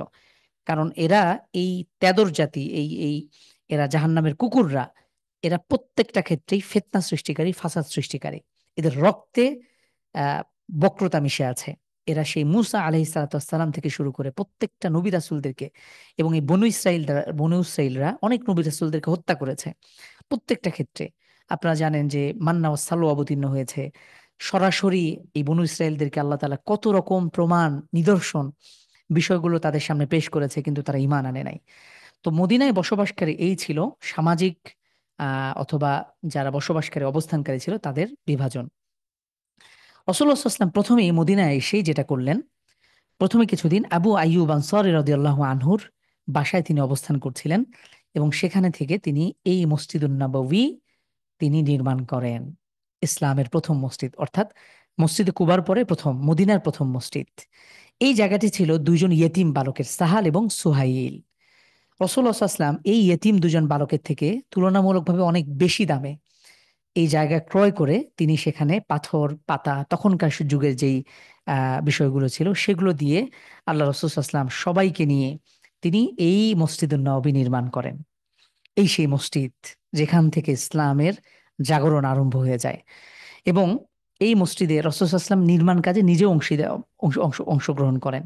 এখানে রাসূল সাল্লাল্লাহু আলাইহি ওয়াসাল্লাম সাহাবীদেরকে এভাবে উৎসাহিত করেন, আল্লাহুম্মা লা আইশা ইল্লা আইশাল আখিরা, হে আল্লাহ, আখিরাতের শান্তির তুলনায় আখিরাতের শান্তি ছাড়া ইসলামের কোনো শান্তি নেই। প্রকৃত শান্তি, প্রকৃত আরাম, প্রকৃত সুখ সেটা কেবলমাত্র আখিরাতের সুখ। দুনিয়ার কোনো সুখ এটি আসলে কোনো সুখ নয়। ফাগফিরিল আনসার ওয়াল মুহাজিরা, হে আল্লাহ, আপনি আনসার এবং মুহাজিরদেরকে ক্ষমা করে দিন। এই হিজরতের ঘটনাকে কেন্দ্র করে দুটো শ্রেণী তৈরি হয়। তো রাসূল সাল্লাল্লাহু আলাইহি ওয়াসাল্লাম এই মসজিদের পাশেই তিনি তার নিজের ঘরগুলো তৈরি করেন। ঠিক এর পাশ দিয়ে রাসূল সাল্লাল্লাহু আলাইহি ওয়াসাল্লামের ঘর ছিল এটা। এটা ছিল আয়েশা রাদিয়াল্লাহু তাআলা আনহার ঘর, অর্থাৎ এই সবুজ গম্বুজের নিচে আল্লাহ রাসূল সাল্লাল্লাহু আলাইহি ওয়াসাল্লামের কবর। আর এই জায়গাটা ছিল পুরনো মসজিদের অংশ। এটি ছিল আল্লাহ রসুলের মসজিদ। এবং এইখানে ছিল ঠিক এই জায়গাটাতে ছিল আবু আইয়ুব আনসারী রাদিয়াল্লাহু আনহুর ঘর, যেখানে সর্বপ্রথম এসে রাসূল সাল্লাল্লাহু আলাইহি ওয়াসাল্লাম এখানেই অবস্থান করেন। এখানেই 7 মাস থেকে যখন এই মসজিদ নির্মাণ করেন, নিজে থেকে রাসূল সাল্লাল্লাহু আলাইহি ওয়াসাল্লাম এই মসজিদ তৈরি করার পরে রাসূল সাল্লাল্লাহু আলাইহি ওয়াসাল্লাম এই মসজিদের পাশে তার নিজের ঘর এবং স্ত্রীদের ঘর নির্মাণ করেন, সেখানে তিনি চলে যান। এবং এখান থেকে রাসূল সাল্লাল্লাহু আলাইহি ওয়াসাল্লাম সর্বশেষ সময় পর্যন্ত সুদীর্ঘ 10 বছর তিনি অবস্থান করেন। ইসলামের জাগরণের ক্ষেত্রে এই মসজিদে নববীর ভূমিকা অপরিসীম। রাসূলুল্লাহ সাল্লাল্লাহু আলাইহি ওয়াসাল্লামের কাছে এটিই ছিল উপাসনালয়, এটি ছিল নামাজের জায়গা, এটি ছিল পরামর্শ গৃহ, এটি ছিল সব রকম রাষ্ট্রীয় যত কূটনৈতিক আলাপচারিতা রয়েছে, যত রকম কার্যক্রম রয়েছে, যত রকম জিহাদের ঘোষণা রয়েছে, যত রকম সমাজ সেবামূলক কাজ রয়েছে, সবকিছু রাসূল সাল্লাল্লাহু আলাইহি ওয়াসাল্লাম এই মসজিদ থেকেই কার্যক্রম পরিচালনা করেছেন। এজন্য ইসলামে মসজিদের গুরুত্ব অপরিসীম। আজকে মসজিদ হয়ে গেছে শুধুমাত্র নামাজের জায়গা, নামাজ শেষ তো সেখানে, ঢাকা শহরের মসজিদগুলো নামাজ শেষ সেখানে তালা মেরে দেয়া হয়। এরপরে মসজিদ যেহেতু তৈরি হয়ে গেল, শুরু হলো আজানের প্রবর্তন। রাসূল সাল্লাল্লাহু আলাইহি ওয়াসাল্লাম সাহাবীদের সাথে পরামর্শ করছিলেন যে কিভাবে নামাজের জন্য মানুষকে ডাকা যায়। সে সময় এভাবে পরামর্শক্রমে রাসূল সাল্লাল্লাহু আলাইহি ওয়াসাল্লাম এই কোন রকম কোনো পথ আসলে মানে কোনো সিদ্ধান্ত উপনীত হচ্ছিল না। এ সময় আব্দুল্লাহ রাদিয়াল্লাহু আনহু তিনি সেদিন রাত্রিতে আহ, একটা দেখেন, স্বপ্ন দেখেন। সেই স্বপ্নে কিছু বাক্য তাকে শিখিয়ে দেওয়া হচ্ছে, আল্লাহু আকবার, আল্লাহু আকবার, আল্লাহু আকবার, আল্লাহু আকবার। আমরা যেই বাক্যগুলো আজানে পাঠ করি, আশহাদু আল্লা ইলাহা ইল্লাল্লাহ, আপনারা আজান সম্পর্কে একটু ভালো করে পড়বেন। আজানের যে বাক্য রয়েছে প্রত্যেকটা আহ্বান, আজান কেন এত গুরুত্বপূর্ণ আপনারা দেখবেন। তো সে আব্দুল ইবনে যায়েদ রাদিয়াল্লাহু আনহু পরের দিন আল্লাহ রাসূল সাল্লাল্লাহু আলাইহি ওয়াসাল্লামের কাছে তড়িঘড়ি করে এসে বললেন, ইয়া রাসূলুল্লাহ, আমি এই বাক্যগুলো শুনেছি। আল্লাহ রাসূল সাল্লাল্লাহু আলাইহি ওয়াসাল্লাম বললেন যে তিনি তাকে এটা সত্যায়ন করলেন এবং তিনি বললেন যে খুবই চমৎকার। এই ঘটনা শুনে ওমর রাদিয়াল্লাহু তাআলা আনহু চলে আসলেন, এসে বললেন, ইয়া রাসূলুল্লাহ, আমিও তো এই স্বপ্ন দেখেছি। এভাবে একে একে 11 জন সাহাবী তারা সাক্ষ্য দিলেন, ইয়া রাসূলুল্লাহ, আমরাও সেম স্বপ্ন দেখেছি, এই আজানের শব্দগুলো আমাদেরকে স্বপ্নে দেখানো হয়েছে। তখন রাসূল সাল্লাল্লাহু আলাইহি ওয়াসাল্লাম ঘোষণা করলেন যে বিলাল রাদিয়াল্লাহু আনহু তিনি উচ্চ কণ্ঠের অধিকারী ছিলেন, তিনি সেই কৃতদাস। তিনি বিলাল রাদিয়াল্লাহু আনহু ঘটনা আমরা দেখেছি, তিনি ইসলামের জন্য কি ত্যাগ স্বীকার করেছেন। তাকে জ্বলন্ত, তাকে বা একদম উত্তপ্ত আহ মধ্যে, বালুর মধ্যে তাকে রেখে দেওয়া হতো এবং তার গলার মধ্যে রশি দিয়ে নানানভাবে কষ্ট দেওয়া হয়েছে। সেই হাবশী কৃতদাসকে রাসূল সাল্লাল্লাহু আলাইহি ওয়াসাল্লাম আজানের নির্দেশ দিলেন। ইসলামে কোনো রকম বৈষম্যের জায়গা নেই, ইসলামে কোনো রকম ধনী গরিব, আরব অনারব, রাজা প্রজা কোনো রকম বৈষম্য করা হয় না। ইসলাম এভাবেই বৈষম্যহীন একটা সমাজের আহ্বান করে, একটা সুন্দর সাম্যের সমাজ। আজকের আধুনিক পৃথিবীতে অনেক রকম সাম্যের কথা আপনারা শুনবেন, সমাজতন্ত্রবাদ, এটা বাদ, এই বাদ, সেই বাদ। তো এই সব যত রকম বাদ রয়েছে, যত রকম মতবাদ রয়েছে, সবকিছুর ঊর্ধ্বে ইসলামের আদর্শ এবং শিক্ষা সবকিছুকে ছাড়িয়ে অনেক দূরে অবস্থান। তো আপনারা আজান সম্পর্কে আরো বেশি জানার চেষ্টা করুন। কবি কায়কোবাদের একটা কিন্তু রয়েছে, কে ওই শোনালো মোরে আজানের ধরি, মর্মে মর্মে সেই সুর, বাজিল কি সুমধুর, আকুল হইল প্রাণ, নাচিল ধমনী, কে ওই শোনালো মোরে আজানের ধ্বনি। অনেক সুন্দর একটা কবিতা, আমার কাছে খুব ভালো লাগে, আপনারা দেখবেন। আগেকার আমাদের মুসলিম সাহিত্যিকরা, কবি সাহিত্যিকরা এই ধরনের ইসলামী বিভিন্ন বিষয় নিয়ে তারা এই এই এই কি করতেন, কবিতা রচনা করতেন। আর এখনকার আমাদের কবি সাহিত্যিকরা, বাংলা একাডেমির যারা আছেন, তারা যত রকম নষ্টামি ভ্রষ্টামি আছে, যত রকম যৌনতা, যত রকম নারী মদ, এগুলো নিয়ে তারা কবিতা রচনা করে, এগুলো নিয়েই তারা রাষ্ট্রীয় পুরস্কার তারা হাতড়ে নেয়। তাদের জন্য আফসোস আর দুর্ভোগ। তো রাসূলুল্লাহ সাল্লাল্লাহু আলাইহি ওয়াসাল্লাম এখানে, এরপরে এই সাহাবীদের মধ্যে দুইটি দল, এই দুইটি যেই দল এ সম্পর্কে আপনারা ভালো করে জানবেন। একটি হলো মুহাজির শ্রেণী, যারা সুদূর মক্কা থেকে হিজরত করে রাসূলুল্লাহ সাল্লাল্লাহু আলাইহি ওয়াসাল্লামের সাথে কেবল দ্বীনের জন্য, ইসলামের জন্য হিজরত করেছিলেন। আরেকটা হলো আনসার, যারা আগে থেকেই মদিনায় অবস্থান করছেন এবং তারা এই মুহাজির বাহিনীর জন্য তারা তাদের সব রকম ত্যাগ এবং কোরবানি তারা করেছেন। ইসলাম বিজয়ের পেছনে, ইসলাম বিজয়ের পেছনে এই দুটা শ্রেণীর, প্রিয় দিনী ভাই এবং বোন, এই দুই শ্রেণীর অবদান অপরিসীম। অর্থাৎ একদল তাদের দ্বীনের জন্য সবকিছু ত্যাগ করেছে, তারা সবকিছু তাদের খালি হাতে ফকিরের বেশে তারা মক্কা থেকে মদিনা হিজরত করেছে। আরেক দল মদিনাবাসী, তারা আগে থেকে সেখানে অবস্থান করছে, তাদের মধ্যে যারা সমর্থবান রয়েছিলেন, তারা তাদের প্রাণপণ, তারা তাদের সবটুকু দিয়ে এই মুহাজিরদের পাশে, আল্লাহ রসূল সাল্লাল্লাহু আলাইহি ওয়াসাল্লামের পাশে তারা থাকার চেষ্টা করেছে। এই মুহাজির এবং আনসার বাহিনী, তারা এই দ্বীন প্রচারের ক্ষেত্রে, দ্বীনের ক্ষেত্রে তাদের মধ্যে, তারা তাদের কোরবানি কিয়ামত পর্যন্ত উজ্জ্বল দৃষ্টান্ত হয়ে থাকবে। প্রত্যেক এই দুই প্রকার, অর্থাৎ এই হাদিস থেকে প্রমাণ হয়, প্রিয় দিনী ভাই বোন, আমরা হয়তো প্রত্যেকের সামর্থ্য নাই যে আমরা হয়তো আল্লাহর পথে এখনই যদি জিহাদের ডাক আসে আমরা আল্লাহ তাআলার রাস্তায় জিহাদ করতে যাব, এরকম সামর্থ্য বা সুযোগ অনেকের নাও হতে পারে। কিন্তু আল্লাহ তাআলা যাদেরকে সক্ষমতা দিয়েছেন, যাদের অর্থ দিয়েছেন, তারা অর্থ ব্যয় করবে, তারা দ্বীনের জন্য তাদের তাদের তাদের যে ভূমিকা রয়েছে তারা পালন করবে। বর্তমান সময়েও আপনি যদি দ্বীনের জন্য কিছু করতে চান, বিশেষ করে আমাদের যারা ইউথ, যারা তরুণ আছেন, প্রিয় দিনী ভাই বোন, আপনারাও দ্বীনের জন্য আপনার জায়গা থেকে যে কোনো রকম ত্যাগ কোরবানি করতে পারেন। আপনার স্কিল আছে, আপনি ভালো আইটি বোঝেন, আপনি দাওয়াতি কাজে অংশগ্রহণ করুন। আপনার অর্থ রয়েছে, আপনি অর্থ ব্যয় করবেন দ্বীনের জন্য। আপনার মধ্যে ভালো লিডারশিপ স্কিল আছে, আপনি নেতৃত্ব গ্রহণ করবেন। আপনার মধ্যে জ্ঞান রয়েছে, আপনি সেই জ্ঞান বিতরণ করবেন। যে কোনোভাবে প্রত্যেকের জায়গা থেকে দ্বীনের জন্য, ইসলামের জন্য আমাদেরকে কাজ করে যেতে হবে। তো এই আসহাবুস সুফফা একটা ইম্পর্টেন্ট একটা জামাআত, প্রায় 70 জন সাহাবী ছিলেন, যারা এই আনসার, যারা মক্কা থেকে হিজরত করেছেন রাসূল সাল্লাল্লাহু আলাইহি ওয়াসাল্লামের সাথে। তাদের তো কিছুই ছিল না, তারা সব সময় আল্লাহ রসুলের সাথে, তারা এই মসজিদ নববীর এই জায়গাটিতে, এটা হলো আল্লাহ রসুলের ঘর, ঠিক এই জায়গাটা আল্লাহ রসুলের ঘর, এখানে আল্লাহ রসুলের কবর। এই জায়গাটা আপনারা যারা মদিনায় এসেছেন দেখবেন, রিয়াজুল জান্নাহ ঢোকার সময় এই জায়গাটা কিছুটা উঁচু একটা জায়গা চোখে পড়ে। এখানেই আল্লাহ রসুল সাল্লামের এই আনসার সাহাবীরাও ছিলেন, অনেকে, বেশিরভাগই ছিল মুহাজির সাহাবী, যারা মক্কা থেকে হিজরত করেছেন। প্রায় 70 জন সাহাবী, এর মধ্যে ছিলেন আবু হুরায়রা রাদিয়াল্লাহু আনহু, আবু সাঈদ খুদরি, আবু যর গিফারি। এই সকল সাহাবীরা তারা সব সময় আল্লাহ রসুলের কাছে পড়ে থাকতেন। আল্লাহ রসুল সাল্লাম কি শিক্ষা দেন, তারা সেই শিক্ষাগুলো ধারণ করার চেষ্টা করতেন এবং তারা পরবর্তীতে হাদিসগুলো বর্ণনা করেছেন। তো তারা এখানেই সবসময় দিন রাত্রি খেয়ে না খেয়ে, তারা একবেলা কখনো পেলে খেতেন, না খেলে, না পেলে না খেতেন, এভাবেই তারা সবরের সাথে, কষ্টের সাথে তারা দিন শিখেছেন, দিনের প্রচার করেছেন। আর এই সময়ে এই আনসার এবং মুহাজির, এই দুই উভয়ের মধ্যে আল্লাহ রাসূল সাল্লাল্লাহু আলাইহি ওয়াসাল্লাম ভ্রাতৃত্ব স্থাপন করে দেন। অর্থাৎ এই দুই শ্রেণী, যারা মক্কা থেকে হিজরত করেছে এবং যারা আগে থেকে মদিনায় রয়েছে, ওয়াতাসিমু বিহাবলিল্লাহি জামিআ, আল্লাহ তাআলার নির্দেশ, তোমরা আল্লাহর রশিকে, রজ্জুকে তোমরা আঁকড়ে ধরো আল্লাহর দ্বীনের জন্য। তোমরা মুসলিম পরস্পর, তোমরা আল্লাহর রশিকে আঁকড়ে ধরবে, তোমরা পরস্পর বিচ্ছিন্ন হয়েও না। তোমরা তোমরা এত বেশি দলাদলি এত বেশি আহ, দল উপদল এসবে বিভক্ত হয়ে না। এবং সে সময় তাদের কোরবানি কিরকম ছিল, আনসার এবং মুহাজিরদের মধ্যে যে আল্লাহ রাসূল সাল্লাল্লাহু আলাইহি ওয়াসাল্লাম ভ্রাতৃত্ব স্থাপন করে দেন, কিরকম ছিল।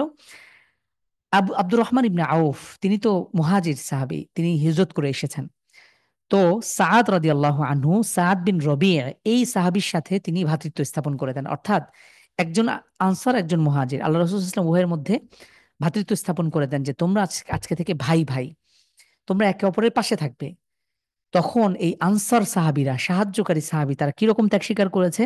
সাআদ ইবনে রবি রাদিয়াল্লাহু আনহু আব্দুর রহমান ইবনে আউফ রাদিয়াল্লাহু আনহুকে বলেন যে আমার সম্পদের অর্ধেক তোমাকে আমি দান করে দিচ্ছি হে আমার ভাই, যেহেতু আল্লাহ রসুল সাল্লাল্লাহু আলাইহি ওয়াসাল্লাম আমাদের মধ্যে ভ্রাতৃত্ব স্থাপন করে দিয়েছেন, এবং আমার দুজন স্ত্রী, আমি তোমার এই দুজনের মধ্যে যাকে পছন্দ হয় তুমি পছন্দ করো, আমি সেই স্ত্রীকে তালাক দেব এবং তুমি ইদ্যত পালন শেষে তুমি তাকে বিবাহ করে নেবে। এটা কথার কথা বলেছিলেন।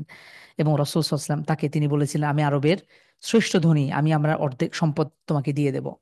কিন্তু আব্দুর রহমান ইবনে আউফ রাদিয়াল্লাহু আনহু তিনি সেই সম্পদ গ্রহণ করেন নাই। তিনি বলেছিলেন, হে আমার ভাই, তুমি আমাকে মদিনার বাজার দেখিয়ে দাও, আমি ব্যবসা করব, আমি নিজে শ্রম দিয়ে আমি অর্থ উপার্জন করতে চাই। তখন তিনি সাদ ইবনে রাদিয়াল্লাহু আনহু তিনি তাকে দেখিয়ে দেন। এবং সেই বাজারে গিয়ে, বানু কাইনুকার বাজারে গিয়ে আব্দুর রহমান ইবনে আউফ সেখানে তিনি ব্যবসা শুরু করেন, পনির এবং ঘিয়ের ব্যবসা। অল্প দিনের মধ্যে আব্দুর রহমান ইবনে আউফ রাদিয়াল্লাহু আনহু মদিনার অন্যতম ধনী সাহাবীতে পরিণত হন। এবং তার অর্থের পরিমাণ শুনলে বর্তমান সময়ের যে ইলন মাস্ক অথবা জেফ বেসোস রয়েছে তার থেকে কোনো অংশ কম না। অনেক আগের একটা রিপোর্ট আমার মনে ছিল, এখন ভুলে গিয়েছি কত টাকা আব্দুর রহমান ইবনে আউফের সেই সময়ের যেই অর্থ তার কাছে ছিল, বর্তমান সময়ের সাথে যদি আমরা এটাকে কনভার্ট করি, এটা মিলিয়ন মিলিয়ন ডলার হবে। তো এভাবেই আনসার এবং মুহাজিরদের মধ্যে রাসূলুল্লাহ সাল্লাল্লাহু আলাইহি ওয়াসাল্লাম ভ্রাতৃত্ব স্থাপন করে দেন। এবং আনসাররা মুহাজিরদের খেদমতে তারা যেই আহ কোরবানি এবং তারা যে ত্যাগ স্বীকার করেছিল, এটি ইতিহাসে উজ্জ্বল হয়ে রয়েছে। এবং এখানে আল্লাহ সুবহানাহু ওয়া তাআলা কোরআন কারীমের আয়াতে স্পষ্ট বলেছেন। এ সম্পর্কে আরো অনেক আয়াত রয়েছে। তো আমরা দেখতে পাচ্ছি রাসূল সাল্লাল্লাহু আলাইহি ওয়াসাল্লাম এখানে আসার পরে এখানে একটা পূর্ণাঙ্গ ইসলামী সমাজ তিনি গোড়াপত্তন করেন। আসার পরে রাসূল সাল্লাল্লাহু আলাইহি ওয়াসাল্লাম তার নিজের যে লিডারশিপ স্কিল রয়েছে, ক্যারিশমাটিক যেই লিডারশিপ স্কিল, তার গুণ, তার আখলাক, তার চরিত্র, তার যে দূরদর্শিতা, সবকিছুর মাধ্যমে একটা পূর্ণাঙ্গ ইসলামী সমাজ বা রাষ্ট্রের গোড়াপত্তন শুরু হয়। এবং দিন বিজয়ের ক্ষেত্রে এই আহ ইসলামী রাষ্ট্রের গোড়াপত্তন এটি অত্যন্ত জরুরি। এবং এটাই ধীরে ধীরে পরবর্তীতে সুসংহত শুরু করে এবং পৃথিবীব্যাপী, পৃথিবীর এই প্রান্ত থেকে অন্য প্রান্ত, চারিদিকে ইসলামের দাওয়াত পয়গাম ছড়িয়ে যায়। এবং পরবর্তী 10 বছর ছিল ইসলামের মূল টার্নিং পয়েন্ট। এই 10 বছরে ইসলামের পুরো পৃথিবীব্যাপী জয় জয়কার শুরু হয়ে যায়।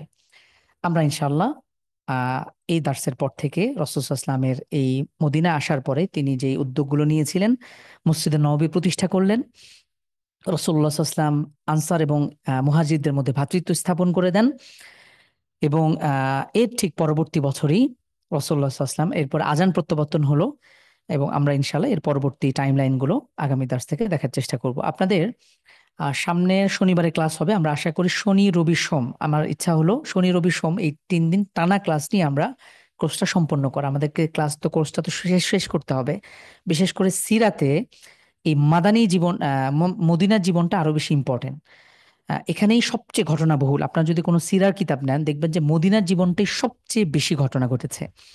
মক্কার জীবন থেকেও সবচেয়ে ইম্পর্টেন্ট বিষয়গুলো মদিনাতে ঘটেছে। আমরা সামনের দার্সে ইনশাআল্লাহ দেখার চেষ্টা করবো। এখন আমাদের তাজবিদ ক্লাস আছে, তো আমরা লিভ নিচ্ছি ইনশাআল্লাহ। জাযাকুমুল্লাহ খাইর। আসসালামু আলাইকুম ওয়া রাহমাতুল্লাহি ওয়া বারাকাতুহু।